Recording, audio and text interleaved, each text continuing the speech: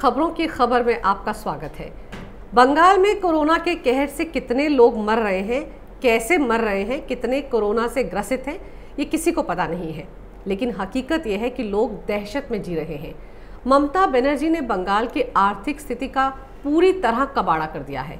बंगाल के गरीब मजदूर, किसान, औरतों और मुसलमानों की हालत यह है कि उन्हें जान हथेली पर रखकर बाजार जाना पड़ रहा है, मजदूरी करनी पड़ रही है। बंगाल के गरीबों का साफ साफ कहना है कि कोरोना से मरे ना मरे ये तो ऊपर वाला जाने, लेकिन काम नहीं किया तो भूखमरी से ज़रूर मर जाएंगे, ये हम अच्छी तरह से जानते हैं। बंगाल की इस हालत के लिए ममता बनर्जी की जिद और राजनीति दोनों जिम्मेदार हैं। वैसे मीडिया पर वहाँ बहुत तरह की पाबंदियाँ हैं, लेकिन सोशल मीडिया के जरिए ये खबर पूरी दुनिया में फैल चुकी है कि कोरोना से लड़ने में बंगाल का प्रशासन और सरकार पूरी तरह से नाकाम रहे हैं। एक तो टेस्ट नहीं हो रहा है, जो लोग ग्रसित पाए जाते हैं उनका इलाज नहीं हो पा रहा है, और जिन लोगों की मौत हो जाती है उनके शवों को कैसे अंतिम विदाई दी जा रही है, ये अब दुनिया से छिपा नहीं है। इतना विभत्स वीडियो बंगाल से आया है जिसे ना तो देखा जा सकता है और ना ही दिखाया जा सकता है। लेकिन ममता बनर्जी की राजनीति में कोई कमी नहीं आई है। पश्चिम बंगाल में एक तरफ जहां कोरोना से मुकाबले की लड़ाई चल रही है, वहीं दूसरी तरफ इस मुद्दे पर राजभवन और राज्य सरकार के बीच राजनीतिक जंग भी तेज होती जा रही है। कोरोना काल ने ममता दीदी को सच में रुला दिया है। बेचारी बड़ी मुश्किल से शुरू से ही कोरोना से हुई मौतों का आंकड़ा जैसे तैसे छिपा रही थी। कोरोना से हुई मौतों के बाद शवों को भी जैसे तैसे रात के अंधेरे में ठिकाने लगवा रही थी कि एक वीडियो ने उनके सारे किए धरे पर पानी फेर दिया, और इसी वीडियो पर राज्य के राज्यपाल से उनकी ठन गई है। दरअसल शवों को घसीटने का एक वीडियो उनके गले की फांस बनता जा रहा है। वैसे बड़ा ही विभत्स है ये वीडियो, जो सोशल मीडिया पर वायरल है। इस वीडियो पर संज्ञान लेते हुए राज्यपाल जगदीप धनखड़ ने राज्य के मुख्य सचिव और गृह सचिव से जवाब मांगा है। उन्होंने बाकायदा एक ट्वीट कर इस घटना पर दुख भी जताया। राज्यपाल ने अपने ट्वीट में लिखा, मैं उस घिनौने तरीके से दुखी हूँ जिसमें 14 शवों को सड़क पर घसीटा गया था। मैंने मुख्य सचिव और गृह सचिव को पत्र लिखा है। गृह सचिव ने जवाब दिया है। उनकी प्रतिक्रिया इस तरह की है जैसे इस जगह पर प्रोटोकॉल लागू नहीं होता। राज्यपाल ने आगे लिखा कि सवाल तो ये है कि ये मौतें कोरोना से हुई हैं या नहीं। जिस तरह से शवों को घसीटा गया, ये देखकर मुझे पीड़ा हो रही है। राज्यपाल के इस ट्वीट से साफ है कि इस वायरल वीडियो से वो बेहद दुखी है, और हो भी क्यों ना, ये वीडियो वाकई मानवता को शर्मसार करता है। किस तरह से अधजले शवों को घसीटा जा रहा है, यकीन मानिए अगर आप ये वीडियो देखेंगे तो आपकी रूह कांप जाएगी। और ये वीडियो कोलकाता का है। कोलकाता के न्यू गेरिया शमशान घाट पर 14 शवों को जलाने के दौरान इलाके में बदबू फैल गई थी। इस पर स्थानीय लोगों की भीड़ जमा हो गई और विरोध के साथ हंगामा करने लगे। इसके बाद नगर निगम के कर्मचारियों ने अधजले शवों को घसीटते हुए एक गाड़ी में लाद दिया। जिसने भी इस अमानवीय घटना का वीडियो देखा, उसके रोंगटे खड़े हो गए। इस वीडियो से राज्य प्रशासन में हड़कंप मच गया। हालांकि जैसा कि राज्यपाल ने अपने ट्वीट में भी लिखा है कि इस घटना के बाद राज्य के मुख्य सचिव को लिखे गए उनके पत्र पर उनका रिएक्शन ऐसा था जैसे कि राज्यपाल को तो इस मामले में बोलने का हक ही नहीं है। वहीं पश्चिम बंगाल में कोरोना से हो रही मौतों के आंकड़े को छिपाने में लगी ममता बनर्जी ने एक तरफ तो इस वीडियो को फेक वीडियो बताया, और दूसरी तरफ ये भी सफाई दे डाली कि ये शव कोरोना मरीजों के नहीं थे। और तो और कोलकाता पुलिस ने भी यही दलील दी है कि ये शव कोरोना पीड़ितों के नहीं थे, और अब पुलिस जांच पड़ताल भी कर रही है। उधर NRS मेडिकल कॉलेज के प्रिंसिपल भी इस पूरे विवाद में कूद गए हैं। उन्होंने भी इस वीडियो को फेक बताया है और खुद इस बारे में कोलकाता के पुलिस कमिश्नर को एक पत्र लिखकर शिकायत भी दर्ज करवाई है। अब कोई ममता दीदी से ये पूछे कि अगर ये कोरोना पीड़ितों के शव नहीं थे तो इस तरह से लावारिस हालत में इनका अंतिम संस्कार करने की जरूरत क्या थी? अगर ये सामान्य मरीजों के शव थे तो भी एक साथ इन्हें जलाने के लिए यहाँ पर क्यों लाया गया? और तो और चोरी छिपे इन शवों को लाने की भी क्या जरूरत थी? और उनके साथ कोई रिश्तेदार क्यों नहीं था?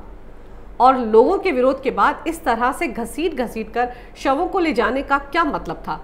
अंतिम संस्कार की प्रक्रिया को पूरा तो कर लेना चाहिए था। अगर कोरोना पीड़ितों के शव नहीं थे तो इस तरह से उन्हें जलाने की भी क्या जरूरत थी? देखा जाए तो ये पहला मामला नहीं है जहां ममता बनर्जी और राज्यपाल के बीच ठनी हो। वैसे ऐसा कोई भी दिन नहीं बीता है जब राज्यपाल ने कोरोना के मुद्दे पर सरकार को कटघरे में ना खड़ा किया हो।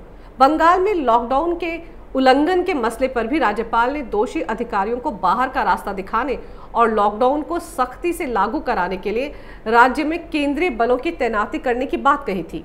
हालांकि सच ये है कि ममता बनर्जी लगातार कोरोना से हुई मौतों का आंकड़ा छिपाकर केंद्र सरकार को गुमराह करती आ रही हैं, जबकि हकीकत यह है कि पश्चिम बंगाल कोरोना के ढेर पर बैठा हुआ है और राज्य सरकार लोगों को कोरोना से बचाने की बजाय हाथ पर हाथ धरे बैठी है। याद है ना, शुरुआत में ममता ने कैसे लॉकडाउन का विरोध किया था। बाकायदा मंदिर और फूलों के बाजार खुलवाकर सोशल डिस्टेंसिंग की धज्जियां उड़ा दी थी। तब भी काफी हंगामा होने के बाद ये दुकानें और मंदिर कुछ घंटे खोलने की इजाजत दे दी थी। दरअसल ममता बनर्जी को भी केजरीवाल की तरह कोरोना डेंगू के मच्छर जैसा ही लगता है, इसीलिए कोरोना को शुरू से ममता ने गंभीरता से लिया ही नहीं। और देखिए आज बंगाल का हाल, कोरोना ने राज्य को हाल बेहाल कर दिया है। अस्पतालों में मरीजों की बदतर हालत, इलाज का अभाव, शवों के साथ अमानवीय रवैया, इन सब के चलते सुप्रीम कोर्ट से भी ममता सरकार को लताड़ पड़ी है। सुप्रीम कोर्ट ने मामले में राज्य के चीफ सेक्रेटरी से कहा है कि वो मरीजों के मैनेजमेंट के बारे में अगली सुनवाई पर स्टेटस रिपोर्ट कोर्ट में दाखिल करे। गौरतलब है कि पश्चिम बंगाल में कोरोना संक्रमण के अब तक कुल 9,768 मामले आ चुके हैं, जबकि 442 लोगों की मौत हुई है। सबसे हैरान करने वाली बात तो यह है कि पूरे देश के मुकाबले बंगाल में कोरोना मरीजों का रिकवरी रेट 36.60 है, जो कि काफी दयनीय स्थिति को दर्शाता है। कोरोना से हुई मौतों के आंकड़े को लेकर भी ममता बनर्जी और राज्यपाल आमने सामने हैं। राज्यपाल का आरोप है कि ममता जानबूझकर गलत आंकड़े बता रही हैं। वहीं ममता को तो राज्य में जल्द होने वाले विधानसभा चुनाव की चिंता सता रही है। ऐसे में कोरोना से निपटना उनकी प्राथमिकता है ही नहीं। ये बात सही है कि पश्चिम बंगाल में कोरोना महामारी में जिस तरह का सरकारी मिसमैनेजमेंट नजर आया है, जिस तरह अमानवीय ढंग से बीमार और मृतकों के साथ सरकारी एजेंसियों का बर्ताव रहा है, वो वाकई शर्मनाक है।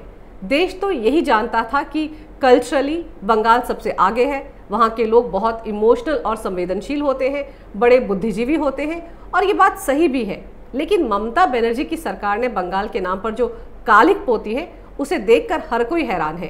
पहले तो तबलीगी जमात पर एक्शन लेने से मना कर दिया, फिर आंकड़ों में गड़बड़ी शुरू कर दी। कोरोना से किसी की मौत हुई है या नहीं, इसके लिए ममता ने एक पॉलिटिकल कमेटी बैठाकर सबको चौंका दिया था। फिर मरीजों को अस्पताल में भर्ती करने से इनकार कर दिया, और जब मौत होने लगी तो चोरी छिपे अंतिम संस्कार करवाना शुरू कर दिया। और जब स्थिति आउट ऑफ कंट्रोल हो गई है तो लाशों के साथ बर्बरता शुरू कर दी गई। अच्छी बात तो यह है कि सुप्रीम कोर्ट ने बंगाल की जनता की आवाज़ सुनी, उनके दर्द को समझा और ममता की क्लास लगाई। अभी भी वक्त नहीं बीता है। ममता बनर्जी पर बंगाल की जनता ने बड़ा भरोसा किया था, बड़ी उम्मीद से वामपंथियों को हटाकर इन्हें गद्दी सौंपी थी। सबको लगता था कि ममता बंगाल को खुशहाल कर देंगी, उद्योग और व्यापार के नए रास्ते खोलेंगी, सड़कें, बिजली, पानी, अस्पताल को बेहतर बनाएंगी। लेकिन 10 साल बीत गए, लोग निराश हो चुके थे, पर उम्मीद नहीं छोड़ी थी। लेकिन कोरोना महामारी के दौरान ममता ने जो बेरुखी दिखाई है, उससे बंगाल के लोगों का हौसला पस्त हो गया है। अगर आपको मेरा ये वीडियो अच्छा लगे तो कृपया इसे लाइक करें, शेयर करें और हमारे चैनल को सब्सक्राइब ज़रूर करें। देखते रहिए कैपिटल टीवी। अगर आपको हमारा वीडियो पसंद आया हो तो इसे लाइक करें, हमारे चैनल को सब्सक्राइब करें और हाँ, बेल आइकन दबाना ना भूलें ताकि आप तक हमारे वीडियो की नोटिफिकेशन पहुंचती रहे। आप अपना सुझाव हमें कमेंट बॉक्स में दे सकते हैं। हमारे साथ जुड़ने के लिए शुक्रिया।